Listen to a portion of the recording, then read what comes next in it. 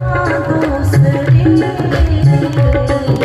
होगी कहाँ दूसरी, कैसी होगी कहाँ दूसरी, कैसी होगी कहाँ दूसरी। वो सबसे बढ़िया है सबसे बड़ी, मैंने कहा सबसे बढ़िया है सबसे बड़ी।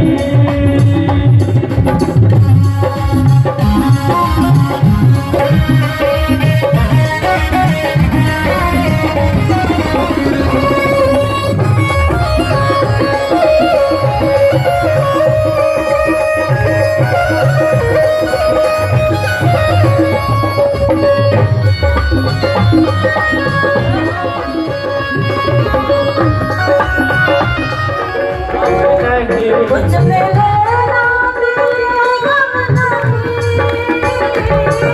गम नहीं, का भी कुछ गम नहीं, कुछ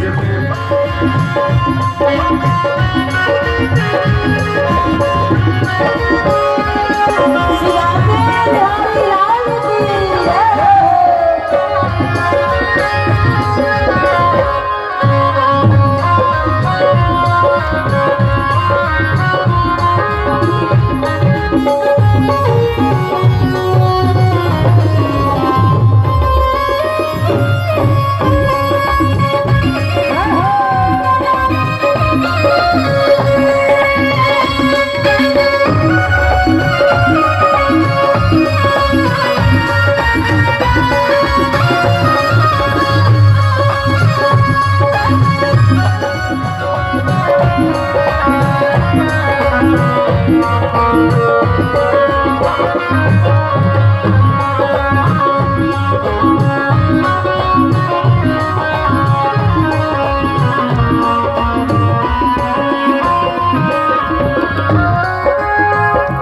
जब से तेरा गुलाम हो गया, तब से मेरा भी नाम हो गया।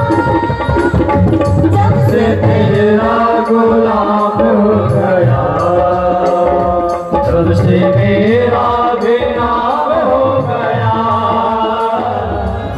जब लोगों से कहें कि भैया इस नौकरी में आ जाओ, इस चाकरी में आ जाओ, तो लोग कहते हैं कि सुनी हमारी वाली नौकरी में तो हमको तनख्वाह मिलती है, भरपूर मिलती है, आपकी नौकरी में क्या मिलेगा? हम छोड़ करके आपकी नौकरी में आएंगे तो क्या मिलेगा? तो प्यारे, दुनिया वाले आपको उतना देंगे जितने की आपकी औकात है। जितना पढ़ाई लिखाई की उसी के हिसाब से तो नौकरी मिलेगी, और नौकरी के हिसाब से तनख्वाह मिलेगी।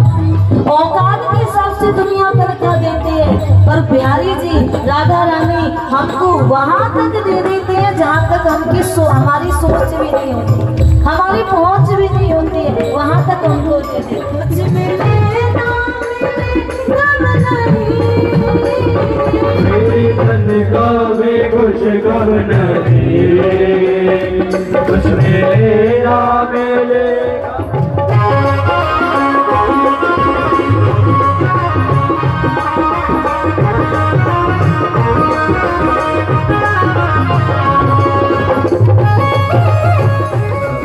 बढ़िया है सबसे बड़ी, तेरे दरबार की चाह। वो ना देख रहे, आंखें बंद करके लगे भय तपस्या में।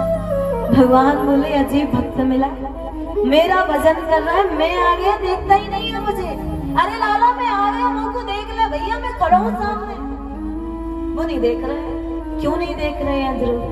क्योंकि जो छवि सामने खड़ी हुई है वही छवि हृदय के ध्रुव के हृदय में विराजमान भीतर बैठी हुई है, और ध्रुव भीतर वाली छवि में लीन है, इसलिए उनको बाहर वाली छवि नजर ही नहीं आ रही है, वो भीतर खोए हुए हैं। भगवान ने सोची ये मुझे नहीं देखेगा, प्रभु मुझे छोड़ के जा रहे हैं। ध्रुव आंखें खोले, बाह फैला करके दौड़े, अरे प्रभु मुझे छोड़ के ना जाओ, अरे प्रभु मुझे छोड़ के ना जाओ, अरे प्रभु मुझे छोड़ के ना जाओ। जैसे सामने देखा, स्वयं श्री राधा रमण जी प्रकट हुए, सामने खड़े थे। ध्रुव ने देखते ही शरीर पूरा कंपन करने लगा, आंखें झरझर झरझर बरसने लगी, होठ कपकपाने लगे हैं। मन कह रहा है कुछ गाने इनके लिए, पर ध्रुव को अभी कुछ आता नहीं। गुरुकुल में गए नहीं है, पढ़ाई लिखाई करी नहीं है, कुछ जानता नहीं है ध्रुव। मन कह रहा है क्या गाऊं तेरे स्वागत में, क्या बोलूं तेरे स्वागत में। भगवान समझ गए ये कुछ गाने की कोशिश कर रहा है पर आता नहीं है। उठाया शंख, ध्रुव के कपोलों से स्पर्श करा दिया।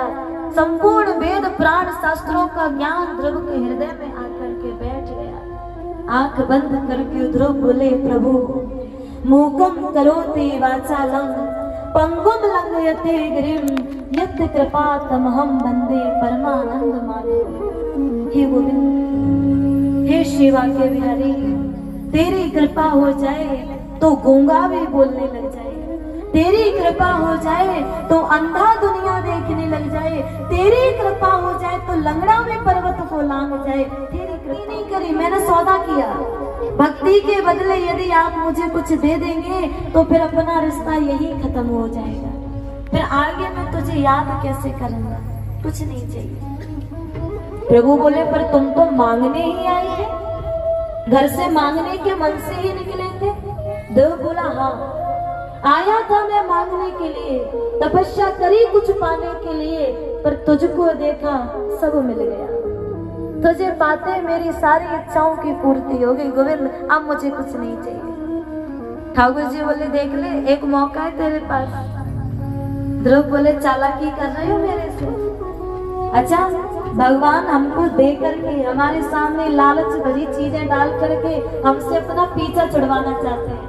बोले, पैसा ले ले मेरा पीछा। वो तो खुद चाहते हैं कि तुम मेरा पीछा छोड़ो, पर मत छोड़ो, लगे रहो उनके पीछे। ध्रुव बोले, नहीं चाहिए कुछ भी। अरे कुछ तो मांग ले। प्रभु देना है तो एक चीज मुझे दे दो। क्या? अपने आप को मुझे दे दो, और कुछ नहीं चाहिए। और श्रोताओ, हम क्या करते हैं, भगवान से भगवान को ना मांग करके और सब कुछ मांग लेते हैं। यदि आप उनसे कुछ मांगते हैं तो वो कुछ देगा। सब कुछ मांगेंगे सब कुछ देगा, बहुत कुछ मांगेंगे तो बहुत कुछ देगा, और यदि कुछ नहीं मांगेंगे तो वो अपने आप को दे देगा। और जिस दिन उसने अपने आप को दे दिया, उस दिन फिर जरा एक सेठ जी थे, उनके पास थी पैसे छापने वाली मशीन, नोट छापते थे सेठ जी। सेठ जी के घर एक दिन चोर आ गए और चोरों को देख लिया सेठ जी के नौकर ने, ध्यान से पुलिस को बुला करके जेल में डलवा दिया। सेठ जी हो गए नौकर से प्रसन्न, बोले, भैया आज तूने मेरे करोड़ों के नुकसान को बचा लिया, बता तुझे क्या चाहिए, जो मांगेगा सो दे देंगे, बता 2-4 बोरा पैसा के चाहिए तो उठा ले जा, ट्रक भर के नोट चाहिए ले जा, आज मैं तुझसे बहुत प्रसन्न हूँ। नौकर बड़ा चला, नौकर बोला, सेठ जी 2-4 बोरा नोटों की तो मत दीजिए, क्या चाहिए? बोले, तो जब भगवान बोले कि क्या चाहिए, गाड़ी, बंगला, पैसा, पत्नी, बेटा, बता क्या चाहिए, तो बोल देना कि कुछ नहीं चाहिए, हमको तो आप चाहिए जो सब कुछ देने वाले। और यदि आप हमें मिल जाएंगे तो सब मिल जाएगा, फिर किसी चीज की कमी नहीं है जीवन। आज ध्रुव को वरदान दिया, जाओ राज्य भी करोगे, भक्ति भी करोगे, मेरी कृपा बनी रहेगी। ध्रुव आए, अपने घर वरदान पा करके, ध्यान देना बंधु, जो छोटी मैया ध्रुव को देखना पसंद नहीं करती, आज वही छोटी मैया सबसे पहले ध्रुव के स्वागत में द्वार पर खड़ी हुई है, सबसे पहले उसका स्वागत कर रही है। पूछो क्यों? क्योंकि भैया कृपा राम की होई,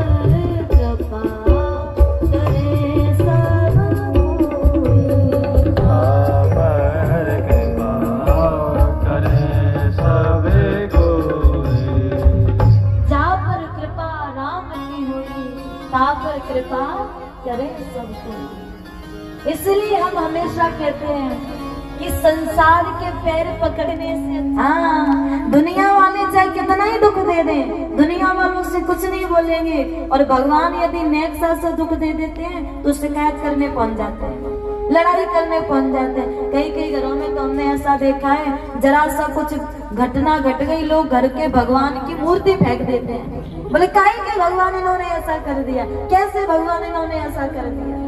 इतना हम लोगों को भगवान के ऊपर भैया भरोसा नहीं रहता है।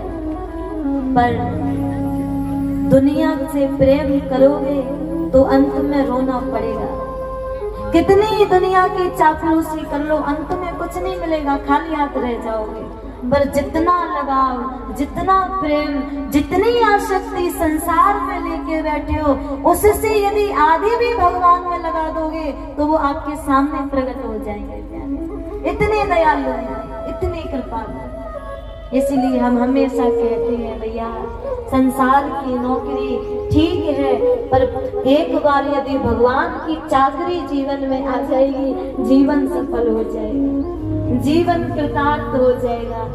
दुनिया की नौकरी में क्या है, हाँ जी सर, हाँ जी सर, हाँ जी सर, और जिस दिन आपने बोली नान जी, उसी दिन साहब जी बोलेंगे जाओ जी, छुट्टी आपकी, भगा देंगे।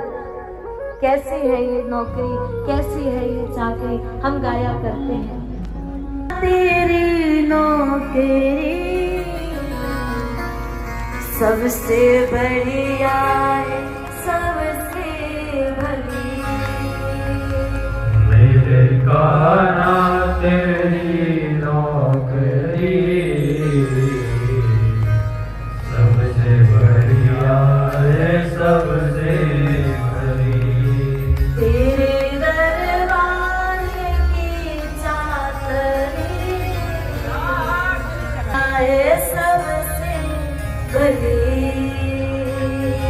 मेरे दरबार की चाकरी। किसको ये नौकरी चाहिए वो बताओ। चिंता मत करो, या नौकरी में डिग्री नहीं मांगते हैं, पढ़ाई में करके पूछेंगे कि आपने क्या कर रखा है। हम जैसे अनपढ़ गवारों को ही मिल सकती है नौकरी, आप लोगों